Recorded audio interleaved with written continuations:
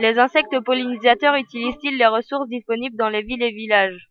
Est la question à laquelle nous allons essayer de répondre. Aujourd'hui, nous sommes au Jardin des plantes pour observer la diversité des insectes pollinisateurs et des plantes.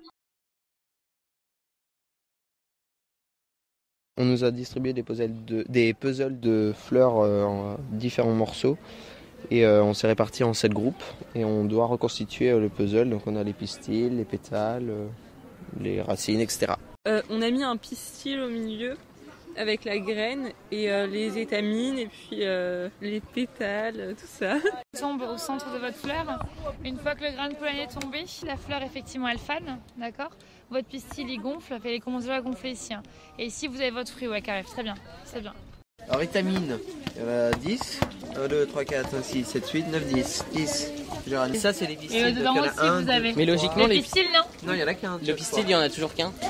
Et là les étamines vous les avez, il y a celle-ci ici et il y a les petites là, devant là. Ah oui. Avec le pollen. Vous voyez bien dessus. Est-ce que c'est dur de compter le nombre de pétales qu'il y a dans une fleur? Par exemple sur le coquelicot, tu y arrives bien ou pas? Là c'est un petit peu plus compliqué parce qu'en fait on distingue pas trop les pétales. Tu préfères quoi là? Moi je préfère la biodiversité parce que c'est écologique et c'est super. Il y a quoi comme différence? Écoute, la biodiversité, on fait travailler tout ce qui est écologie et toute la nature, tu vois. Alors que pesticité, c'est tout ce qui est fait artificiellement et qui pollue, etc. Alors, qu'est-ce qui diffère le plus? Les animaux.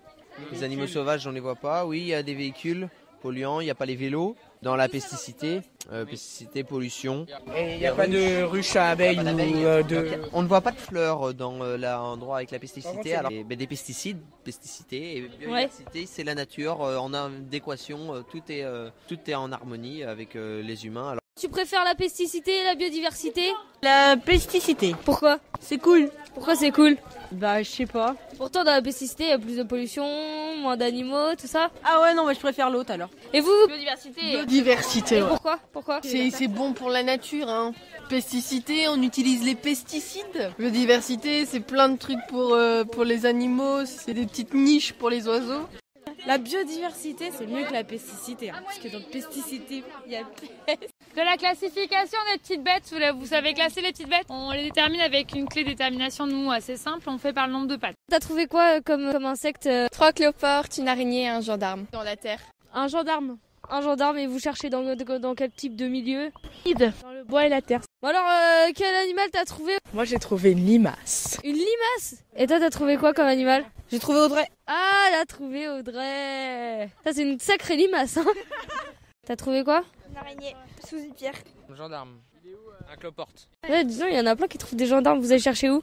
Dans les fleurs. Un gros T-Rex. Souvent l'arbre, il y avait T-Rex. Ça peut être pas mal. Et qui a du coup été colonisé par une araignée. Je sais pas. L'araignée, non, je pense pas qu'elle soit. Enfin, je sais pas si elle est dedans, mais si elle est dedans, c'est pas grave. C'est une nymphe. C'est le reste d'une nymphe. Et là, par contre, vous avez effectivement pas un cloporte, mais une gloméris. Ah, une gloméris. La bête que vous avez là, c'est trompeur. C'est donc un myriapode, celui-là. Le cloporte, je vous montrer à quoi ça ressemble. Il se met pas en boule complète, le cloporte, contrairement à la gloméris. T'as trouvé quoi, toi? Un pissenlit. Ah, oui, mais ça, c'est pas un animal. C'est des myriades et le cloporte, c'est des crustacés. Et donc, comment on différencie le cloporte de la chlorise? Gloméris. Par le nombre de pattes. Également, les gloméris, elles se mettent en boule complètement, alors que le cloporte, non. Voilà. Dans les insectes pollinisateurs, tout à l'heure, il y en a un qui va être très intéressant. Le cirque que vous avez là, on a l'impression que c'est une abeille. Dans les insectes pollinisateurs, ils vont prendre la même couleur que les abeilles, volontairement, pour ne pas être prédatés. C'est un camouflage un peu comme les phasmes. Le cirque. Donc c'est un insecte volant. On ne l'a pas forcément observé maintenant déjà au niveau du temps par rapport au vent, et de plus c'est parce que le printemps commence à peine.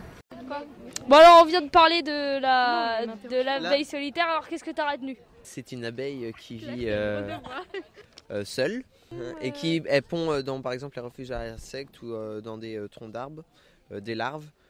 Elle pond par compartiment. Elle classe par compartiment, et les femelles sont au fond en général parce qu'elles ont une croissance plus longue. Elle met un petit tas de pollen pour chaque lave pour les nourrir parce qu'elle ne les élève pas. Et après, les mâles sortent en premier, ils sécrètent un acide qui va faire qui va ronger la porte faite de boue, de terre. Ils vont sortir et après, voilà, ainsi de suite jusqu'à temps que la femelle sorte.